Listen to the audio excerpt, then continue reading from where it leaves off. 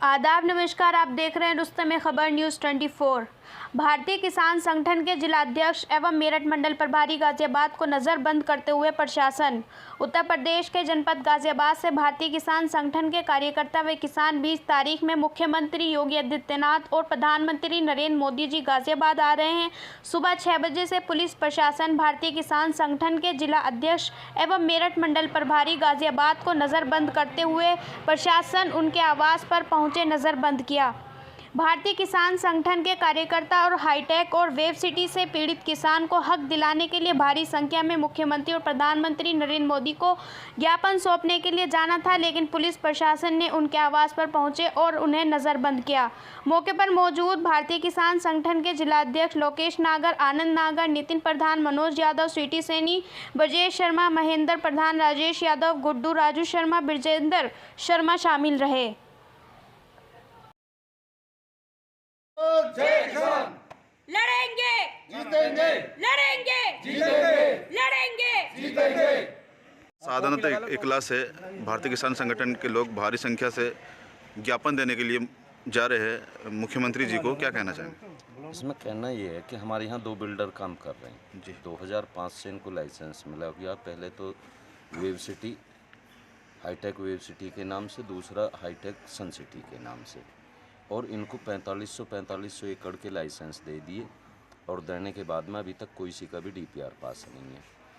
और 2014 में एक नायकल में धरना हुआ, उसमें एक समझौता हुआ वेब सिटी के, मतलब वेब सिटी से किसानों को। उसमें उस टाइम पे जो गाजियाबाद वीसी थे वो उनकी मौजूदगी में वो समझौता हुआ, लिखित में समझौता हुआ, वो आज तक लागू नहीं। किसी गांव में विकास का कार्य नहीं जो उस समझौते में है। किसानों को जो 8% प्लॉट मिलना है वो करीब 100 किसानों को देने के बाद में अब सैकड़ों, मतलब कई सौ किसान अभी बचे हुए हैं, उनको कोई प्लॉट की रजिस्ट्री नहीं, कोई अभी क्लियर नहीं कब देंगे, कोई तारीख नहीं, और वो समझौता आज तक लागू नहीं हुआ।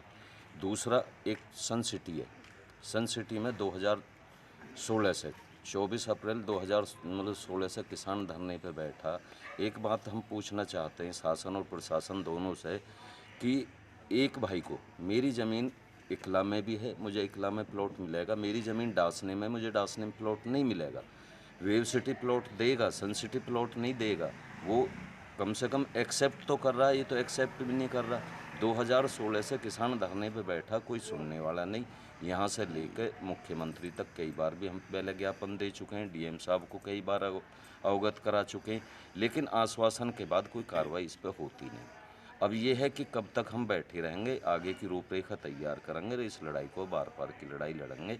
वेब सिटी से भी लड़ेंगे और सन सिटी से भी लड़ेंगे। वेब सिटी से तो उस पर लड़ेंगे जो समझौता हमारा हुआ वो पूर्ण रूप से लागू हो, और सन सिटी से इसलिए लड़ेंगे कि जो समझौता उन्होंने करा वो आप भी करो।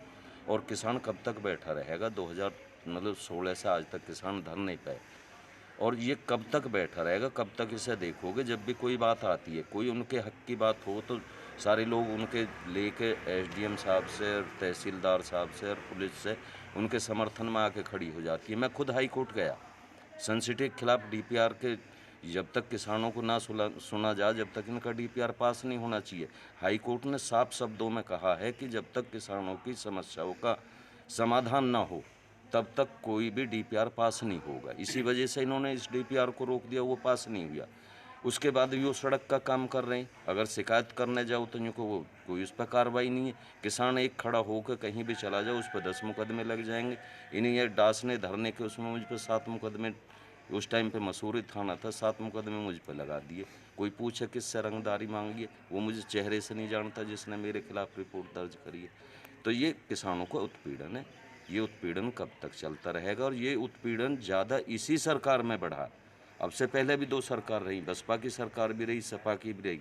उनके टाइम पे कम से कम बैठ के किसानों की बातों को सुन तो लिया जाता था, कम से कम समझौते तो हो जावे, या अधिकारी कम से कम बात तो सुन ले वे, मध्यस्थता तो करे ही। अब तो वो बात भी नहीं है, अब कोई उस बात को करने को तैयार ही नहीं है। किसान पीड़ित है, कोई सुनने वाला नहीं। कब तक किसान इस तरह बैठा रहेगा? कब तक किसान इस लड़ाई को लड़ता रहेगा? बस अब तो यही है कि ये इसी तरह सहयोग करते रहे तो किसी न किसी दिन एक बड़े आंदोलन का ये रूप हो जाएगा। ये उनका पक्ष लेते रहिए और किसान अपनी मांग पड़े रहेंगे तो एक विवाद होना निश्चित सी बात है, जिसकी सारी जिम्मेदारी इन लोगों की। से मुख्यमंत्री और प्रधानमंत्री जी को ज्ञापन सौंपने जा रहे हैं, क्या कहना चाहेंगे? हम ये कहना जा रहे हैं कि गाजियाबाद में 2 बिल्डर, अभी हमारे भैया आनंद जी ने बताए हैं, 2 बिल्डर हैं, इनकी ऊंचे अधिकारियों से जांच करी जाए। एसडीएम के पास जाते हैं, एसडीएम ये कहता है कि जो पहले अधिकारी है उन्होंने किया है, इनकी जांच करी जावे। जो 14 में समझौता हुआ वो 2 साल का समय था, आज 10 साल हो गए हैं। वो इन्होंने कोई पूरा वादा जो भी किसानों से वादे किए कोई भी पूरा नहीं किया, और प्रशासन की रली मिली भगता से ये सारा काम चल रहा है। सन सिटी का DPR घटा दिया, अब 700 एकड़ में कर दी। जो 700 एकड़ से बाहर किसान हैं जिन्होंने 2.5-3 के रेट में 8 के रेट में ज़मीन दे दी, उन किसानों का क्या होगा? उन किसानों को ज़मीन वापसी करी जाए रिलायंस की तर्ज पर। और SDM और DM दोनों भ्रष्टाचार में लिप्त हैं, इनके ट्रांसफ़र भी हुए पड़े हैं, जाते क्यों नहीं गाजियाबाद से कि भ्रष्टाचार करना है इनको, इसलिए बैठे हैं। 6-6 महीने ट्रांसफ़र हो गए, कोई अधिकारी IPS PS अधिकारी कोई उत्तर प्रदेश में है ही नहीं है, 2 ही हैं गाजियाबाद को संभालने वाले।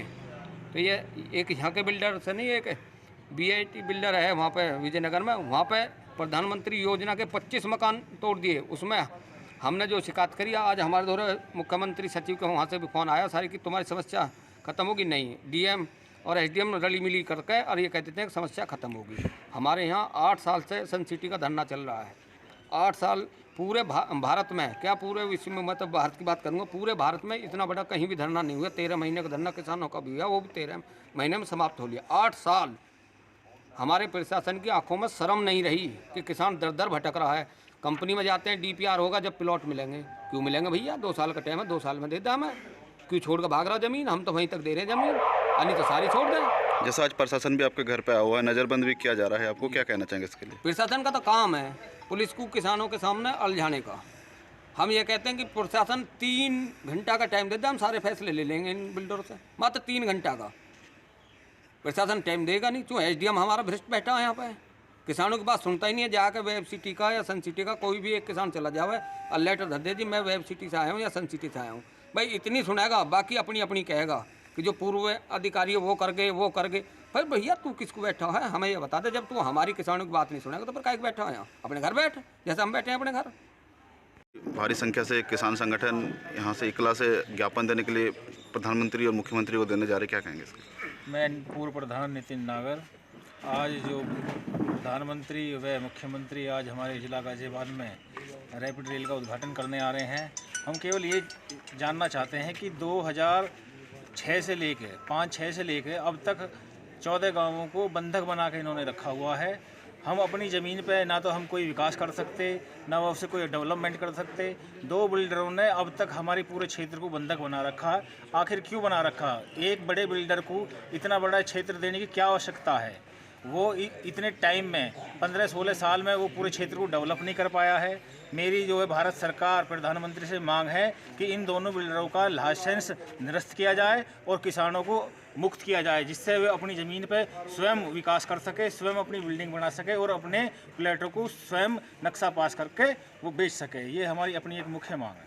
आज ज्ञापन देने जा रहे हैं, क्या कहेंगे इसके? जी, पहले तो मैं ज्ञापन ये पढ़ के सुना दूँगी। प्रधानमंत्री भारत सरकार, विषय वेब सिटी व सन सिटी गाजियाबाद से प्रभावित किसानों के संबंध में। महोदय, निवेदन यह है कि वेब सिटी व सन सिटी नाम के बिल्डर्स को 2006 में लाइसेंस दिया गया था, जिसमें किसानों से समझौता 2014 में किया गया था, जिनकी निम्न मांगें हैं: विकसित प्लाट, गाँव का संपूर्ण विकास, युवाओं को रोजगार, सर्किल रेट से 4 गुना मुआवजा दिया जाएगा। महोदय, बिल्डर द्वारा एक बिंदु पर भी कार्य नहीं किया गया है। समस्त किसान बिल्डर द्वारा बहुत परेशान हैं। आपसे समस्त किसान निवेदन करते हैं कि किसानों की सभी किसानों की मांगों को पूरी कराने की कृपा करें। तो ये आज हम लोग जो है ज्ञापन देने के लिए जा रहे हैं।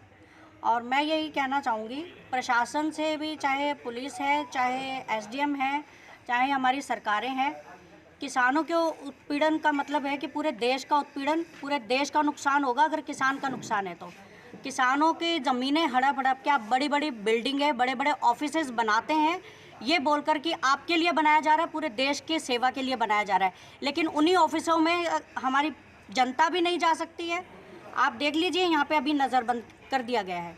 तो किसानों की ही ज़मीनें हड़प के आप ऑफिसेज बनाते हैं और जनता को बेवकूफ़ बनाते हैं कि जनता के लिए है, लेकिन जनता के लिए नहीं है। जनता को जब कोई तकलीफ है, अगर उसी ऑफिस में जनता जाना चाहती है तो जनता नहीं जाएगी। तो ये लोकतंत्र का, संविधान का पूरी तरह से उत्पीड़न है। तो इसको बंद करें, वरना 13 महीने जो किसान आंदोलन का रूप पहले देख चुकी है सरकार, पूरा देश देख चुका है, पूरी दुनिया देख चुकी है, तो वही हाल फिर से होगा और नुकसान सबका होगा। तो इसको जो है रोका जाना चाहिए। किसानों की सभी जो मांगे हैं उनको पूरा किया जाना चाहिए और समय से पूरा करें, ताकि सभी को जो भी उनका मुआवजा वगैरह जो भी है वो सभी उनको वापस मिले।